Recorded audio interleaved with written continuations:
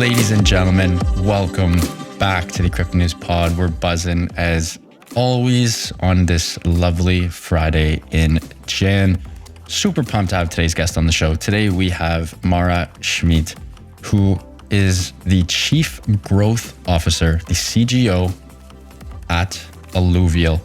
Mara focuses on advancing industry participation and adoption of Liquid Collective, seeking out world-class partnership opportunities, and overseeing biz dev, sales, and other strategic functions.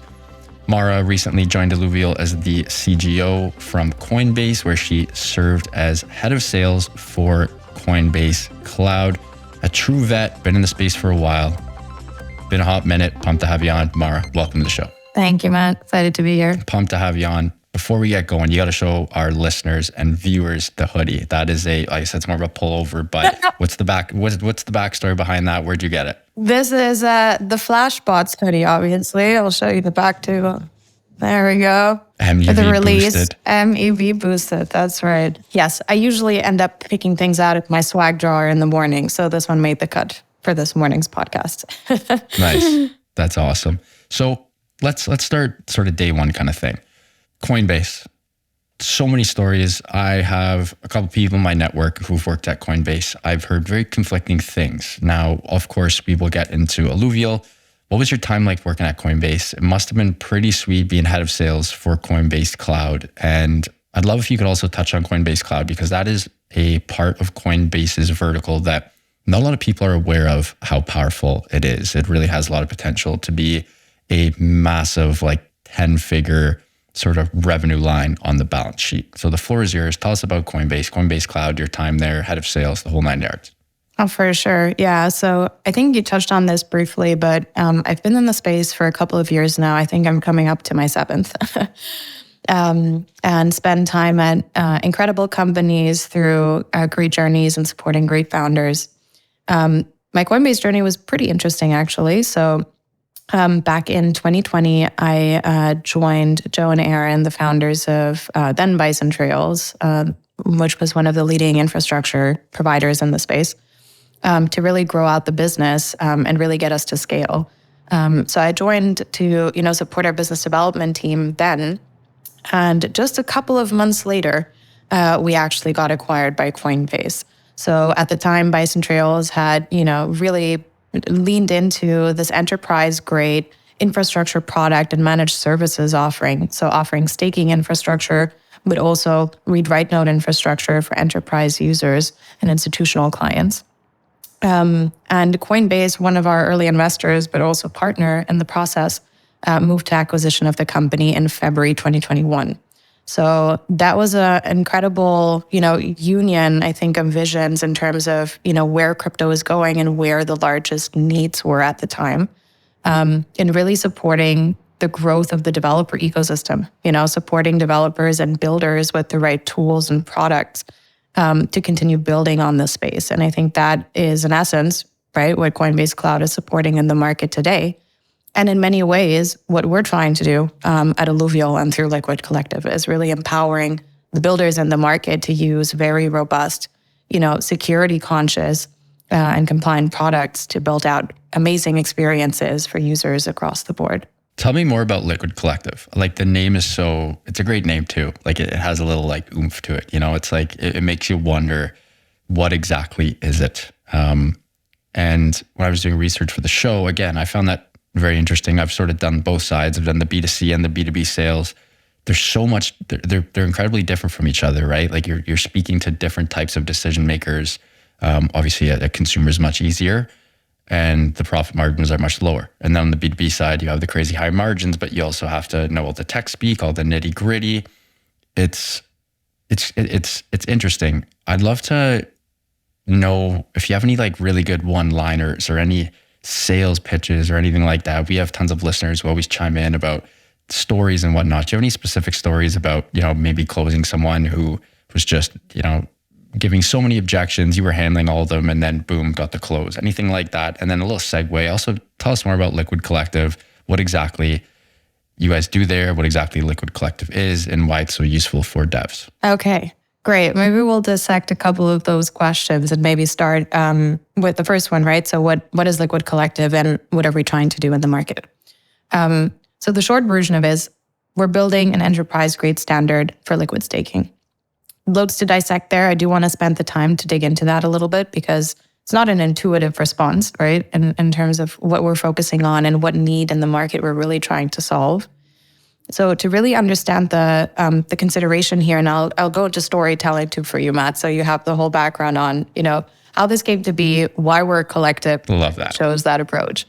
So one of the big and very important changes that we've seen in the blockchain innovation space over the last, call it 10 years, is this general migration from what used to be called proof of work consensus mechanisms to proof of stake. So in effect, how blockchains secure and maintain consensus in order to, propagate a ledger that displays the truth and maintains its integrity.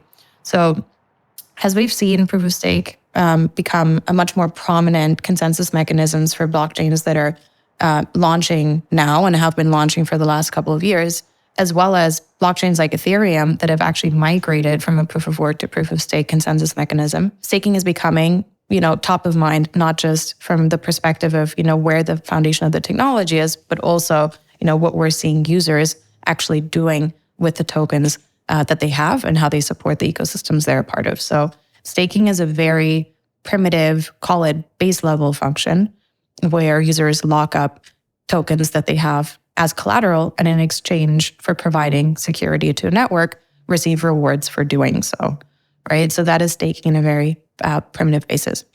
Super attractive as you can think of it kind of as the risk-free rate of participation in Web3, right? It's really participating at the base layer of blockchains with a risk-adjusted rate that is fairly stable, fairly constant, and that provides a good, perspective on reward returns. But I think the big piece here is that staking in and of itself is designed to preserve security for networks. And as a result, there's a lot of different mechanisms that staking enforces, things such as warm-up periods or lock-up periods or activation queues or exit queues. There's a lot of different names. But what it means in short is that when you participate in staking, so when you lock up your tokens in order to receive rewards for securing the blockchain, there is some type of illiquidity window, right? And that can span anywhere from, a couple of days to, in the case of Ethereum, a couple of years at this point, right? And that obviously creates a challenge for participants from the perspective of thinking about not just the capital efficiency, but also the opportunity cost of not being able to take their tokens, exit their positions, or even do anything else with them, right? And a good example of that, let's kind of tie this back to the real world. Imagine you went and you bought a house, right? In most cases, you would be able to, take that house and use it as collateral for other financial utility. You wouldn't really be required to sell out of that position, out of that property in order to achieve financial utility elsewhere, right? And that's kind of where the market is trending. So it is really this piece that we're trying to solve for, enabling users to participate in the risk-free rate in crypto, but being able to do so with a different liquidity mechanism so that they have the freedom to move capital around more efficiently. And that is what Liquid Collective is trying to solve for. That was a incredible explanation. Love the example with the home too. And you guys are working with massive firms, the Coinbases, the Krakens, Figments, and other Web3 providers. How did you beat out the other, staking providers? Like this is huge. What does it take to, you have led some of the largest institutions in Web3 to participate in staking. Like what did it take to make that happen? Yeah, I think this is a really great prompt, Matt, because it kind of ties back to where we started and why we started there. So liquid staking as a market is fairly nascent. So solutions and liquid staking have been around for, at most, I would say, around 2 years at this point. And a lot of those solutions have been catered to supporting what I would call the really early adopter segment. So crypto native retail people like you and I that, love tooling around with kind of new solutions and technologies. one of the things that we realized, and I realized at the time at which, I was still working at Coinbase and working with a lot of other exchanges and custodians in the market that were starting to look at this problem, was that number one, we realized that there was a need to offer our users, whether retail users or institutional users, the optionality to do things with their assets once they stake them. So liquid staking became a real important priority for us. But then we thought about, how might we build this, right? And how do we think other people are going to want to build this? So one of the first things that we looked at is, what solutions exist in the market today? Are there solutions that we can use that, suit our needs and that offer a great experience to our customers? And the challenges that we ran into there, as I mentioned earlier, a lot of these solutions have been built, as what you mentioned, B2C products that have been built to be consumer facing, right? Not solutions that have necessarily been tailored to meeting the enterprise grade security and compliance requirements that large, more sophisticated enterprises and regulated companies might have, like a Coinbase or a Kraken. That was the big, I think, realization for us in thinking through this piece, and also how we decide to approach the market with a very specific product tailored to the needs of those businesses to provide a lot broader access to the community and to the market as a whole. It's just crazy. It's so cool. And again, I guess to go back to my question that I asked you, sort of before we got into Liquid Collective, any good stories for us, Mara, in regards to, any of the sales lines or pitches, or when you were with a decision maker and they were just, I've been with decision makers who are just incredible at throwing objections out, and I'm just a objection handler for the call and almost nothing else. Do you have any good stories about sort of selling the product itself? Yes. What I want to say, once we came to the conclusion, it's interesting because different people came to the same conclusion at the same time. But once we realized there wasn't a product that we could use for ourselves that already existed, obviously, we thought about building one ourselves. But then we looked around and it sounded like everyone was also going to build their own product. And I think that led me to pause and say, wait a minute, do we really want 20 different solutions in the market? Is that even solving a problem in the first place? Or can we do better? And can we actually bring the ethos of like what Web3 is about, which is, collaboration, building composable technologies, building standards in the market? Can we apply that principle and build something that is better than that, right? And one of my favorite, I think, moments in that, kind of process was that, at the beginning of the year, we looked for potential partners on the solution, right?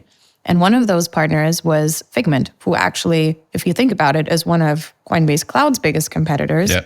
And so is Kraken on the exchange side, right? So we called our competitors and we said, hey guys, what do you think about doing this together, right? And growing the pie together and offering a solution that truthfully is better for the market, is better for our users, and provides a lot more value add in totality. And the interesting part is when we spoke to Figment, and Matt at the time, who's our CEO now, was actually at Figment at that time. I think it took us maybe 10 minutes into the conversation for both people on both hands to kind of raise our hands and say, this is what we should do.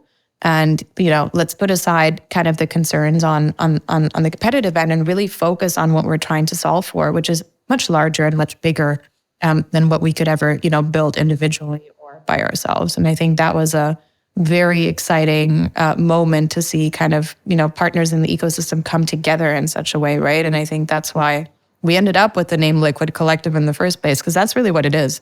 It's a lot of market leaders coming. Great name. Yeah, to build a standard. And shout out to Mark Forscher, by the way, on ideating on that name. Imagine if the rest of the world acted in collaboration like you guys did. My goodness, what a place the world would be. I mean, it's already pretty darn good, but think about all the problems that would be gone. That's a story like that is just unheard of. Walking into the competitor's office and yeah, wow. I can't even think of another instance where that happened. That's like in war when both countries or both parties are waving the white flag. That's crazy.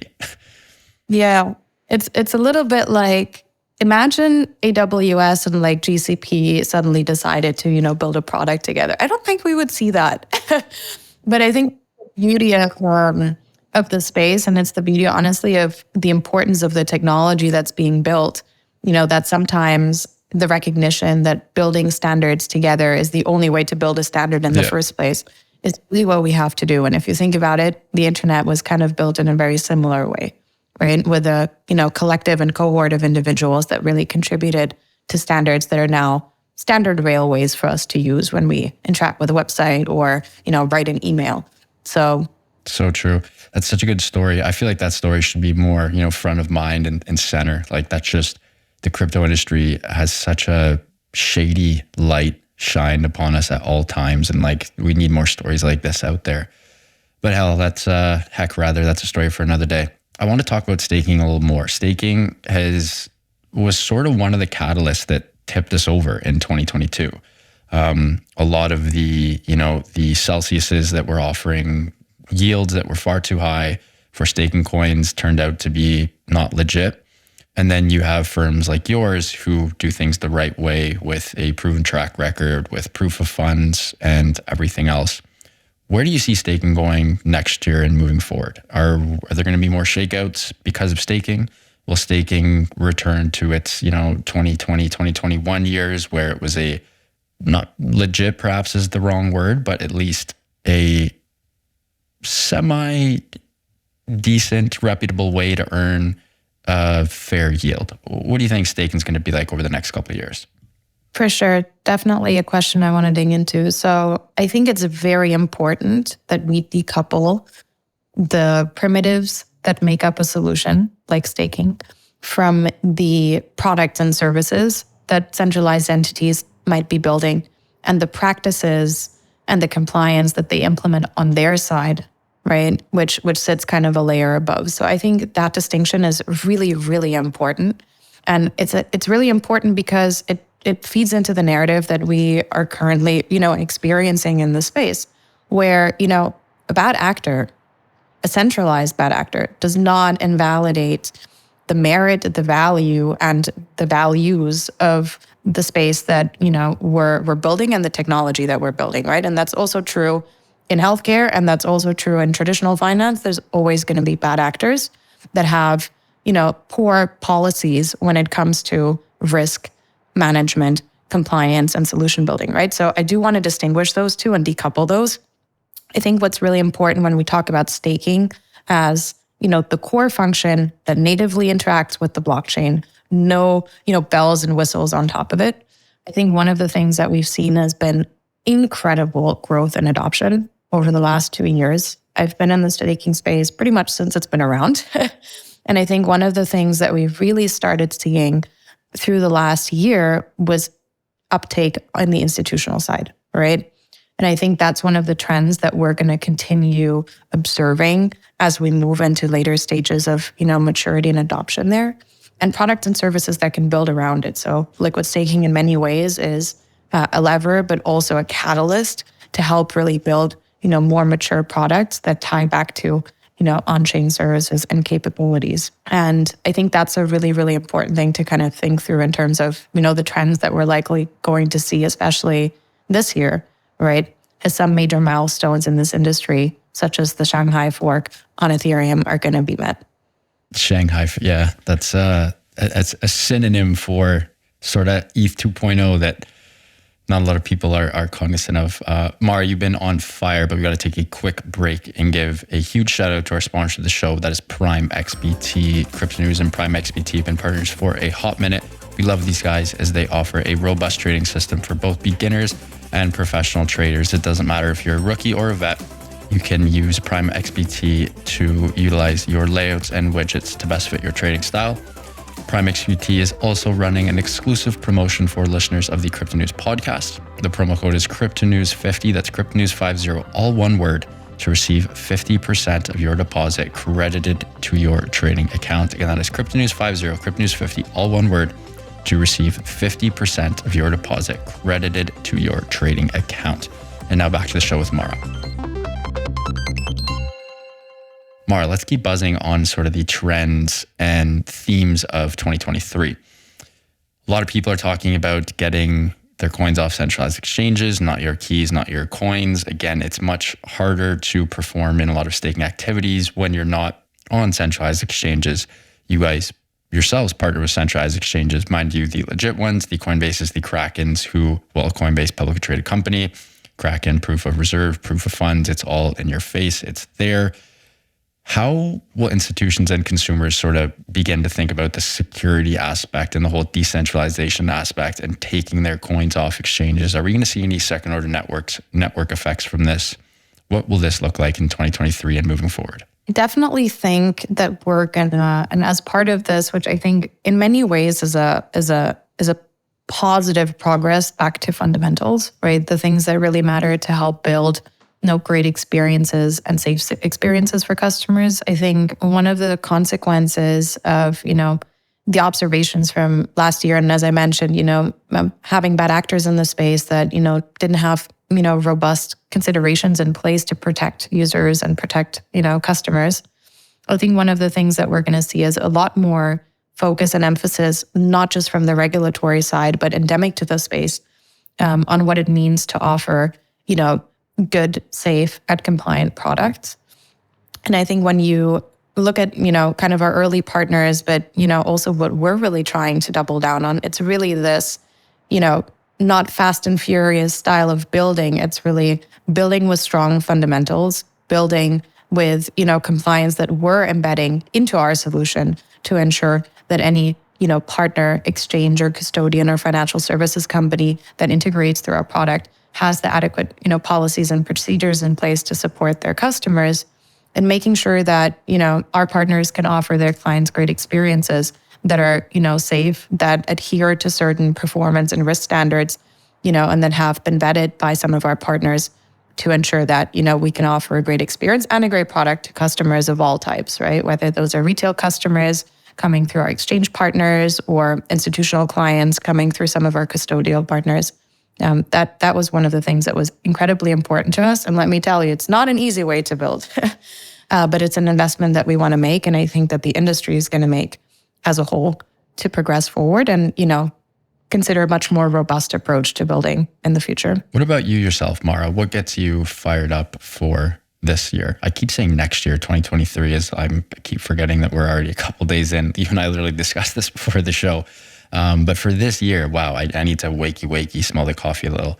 2023, what are you most excited for, you personally, in regards to crypto? Any specific parts? I know you and the team at Alluvial are going to obviously ship a bunch of incredible things, but what gets you going this year for 2023? I'm really, really excited. And it's funny because this answer has been similar over different years, but obviously with a very different kind of backdrop of participation and demand. I'm really, really excited to see the market as a whole, progress from, early use cases of crypto usage. So for example, asset custody, and then the most natural second thing, trading, trading tokens. Now we're getting into the really fun part, which is utilization and how can people use the tokens that they have to generate rewards to secure blockchain. So I think staking is going to be a huge fundamental part of that shift in the market. I'm really excited to see that, companies across the board are investing in making this accessible to their clients. I think for me personally, I'm thrilled that, we're coming to market with a product that's really designed to give a mainstream user, to give, an institution that is starting to onboard into crypto, a really great product to use that offers them a lot of flexibility and a lot of optionality as it comes to, what they might want to do next. And I think that's really kind of the catalyst that I'm excited to see next year. I've kind of seen slowly how, that trajectory has moved along and, how we've seen adoption develop. And I think now is really, the year where we're going to see a lot of that convert. And I think that in turn, will compound a lot of network effects that is going to, drive and foster innovation in DeFi, that's going to drive adoption, for innovation and centralized solution for financial services and products. And I'm really, really excited to see that and us contributing to it, of course. I love the little 2 cents in the cookie jar there. One thing that I'm really curious about, Mara, you are a true OG in the space. You've been in for, I think you said 7 years now. You're a legit original gangsta here. I've not been in the space as long as you have, and I still have people, I have family members, friends, network, and then Twitter trolls, you name it. Crypto's gone, everyone's gonzo, Bitcoin and everything's gonna go to zero. You guys are all clowns and idiots, blah, blah, blah. You've been hearing this for 7 years now. I've been hearing this for, 3 or 4, not as long as you. What do you do to keep your North Star centralized, keep your moral compass, stay motivated? Like, any tips or tricks for those listening? Because we get these questions all the time, and it is a battle when everyone on the outside is currently trying to kick you down time after time after time. Definitely. I think when you go through a couple of these cycles, you really start, focusing your time, your energy on fundamentals, which is the things that sit at the bottom where, hype always comes and goes, right? And I think kind of tying back to the conversation we had, one of the current and majority use cases that we have with tokens is still, speculation and trading enabled activities. And that's a very, primitive and important use case for us to provide. But I think it kind of leans into the next chapter, which is what are the fundamental usages that we can enable? How can we really drive utilization and adoption that is more consistent? And also, truthfully, how do we embed and cement the right fundamentals as an industry in terms of, how we build, where we trust and how we build that trust collectively. So for me, that's always been important. As you can tell, I ended up in the very bottom of the technology stack. We had felt very important that we first solve the pigs and shovels and the unattractive infrastructure that really provides all the security and the robust things that we need in the background, so that the things on top of it can live and thrive and be and turn into great experiences for customers. So I think that is one of the things that for me ended up being a great place to be, because the truth is, whether it's an up market or a down market, these things need to get built, and these things are critical to be built. And when you focus on those areas, I think for me, it's been very helpful to, kind of avoid the noise around me, because I know that, the things that are getting built at the moment at that, layer of the technology stack are so important to, move things forward. Well said. Marv, we have a segment on the show called the Hot Take Factory. This is where both of us, we jump in the hot take factory, we put our, our shit kicking boots on, the knee-high boots, and we let a couple hot takes fly. It doesn't have to be crypto related. It can be food, sports, geopolitics, space, you name it, whatever. But give me a couple of Mara hot takes that only you believe in that most other people do not. Okay. Super random hot takes. Okay. I think one of the things that I've been really thinking about a lot is what schools are going to be doing about all the chat AIs that are now producing, fully completed answers to all test questions. I was like, are there council meetings? Probably not. So no. What is that? What is next year going to look like in terms of, test scores and results? And what is the divergence going to be? Because I think we're going to observe one that, we're going to have to analyze and kind of dissect as we kind of see a lot of the accessibility around AI. Another great technology that's taken, time to, build the path to adoption. Now really hitting mainstream, right? Your average user is millions of people using these products at this point in time. So that's probably one of my hot takes. I'm very excited to see the impact of that on education, both in the positive and potentially on the negative end. So I love that. This is something that I've also thought about on perhaps in the shower or on walks. What's the famous quote? If you're not thinking about it in the shower, it doesn't mean a lot to you. Something along the likes of that.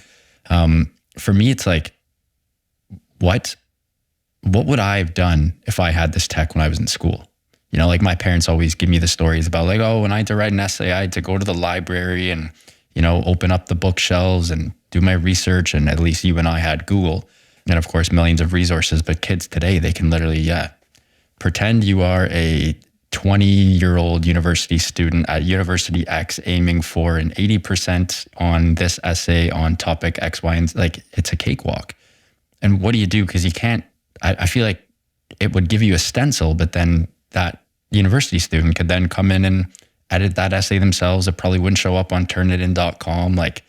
It's crazy. And like you said, the test answers too, you can just copy pasta, boom. And furthermore, so much of today's education is online where it's obviously if it's in person, you can't really, if it's in class, you can't really use ChatGPT, but so much testing is online now.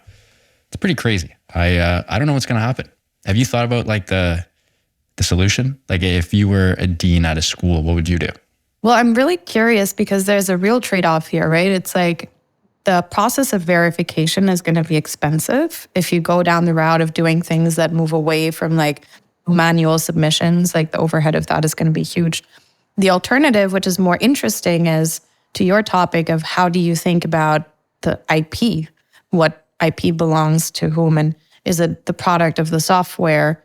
Is that going to, carry credentialing that can be observed, verified? And, what does that kind of system even look like? I think that's the real interesting question when it comes to that. And then, how these IP laws, regulations, and considerations intersect with our current fabric, right? And what it really means to ingest that in our economy. So I think those are, two pieces that I'm thinking about specifically where I'm honestly thrilled to see like how we, evolve these things and like how we might think about them. But yeah, definitely something that like I have when I go shower. Give me one more hot take. Give me one more Mara hot take before we wrap up here.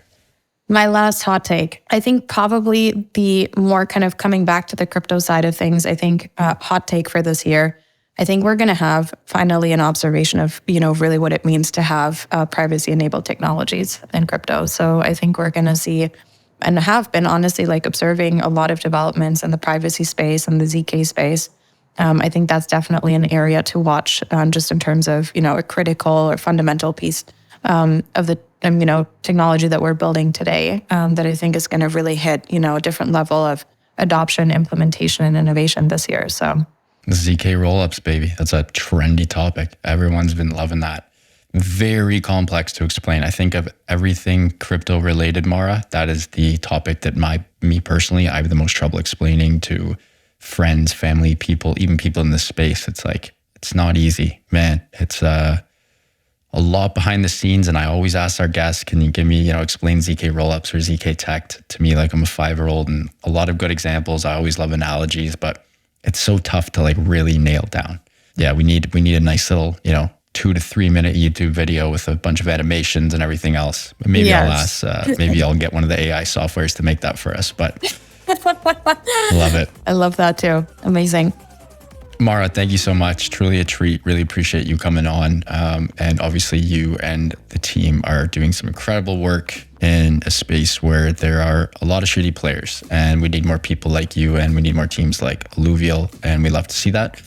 Before you go, can you please let our listeners know where they can find you and Alluvial online and on socials? Absolutely. So you can find us online, obviously, on Twitter. So Alluvial Finance on Twitter, as well as Liquid Collective. So the handle is liquid.col. If you are a builder, if you are an integrator, if you want to, connect with us to, contribute to what we're building, please reach out to us at integrator@alluvial.finance. So integrator@alluvial.finance. If you want to connect with our team to chat about, supporting our efforts. Mara, thank you. Really appreciate it. And pumped to have you on for round 2 in the near future. Thank you, Matt. Folks, what an episode with Mara Schmidt from Alluvial. She was dropping knowledge bombs left, right, and center. And just like she said, if you are a builder in the space and you want to learn a little bit more about liquid staking, head on over, check them out, send an email. As always, we will include all of the links in the show notes. To my team, love you guys. Thank you for all your help. As always, Eustace, my amazing sound editor, you're the GOAT. Appreciate you. And to the listeners, love you guys. Keep on growing those bags and keep on staying healthy, wealthy, and happy. Bye for now, and we'll talk soon.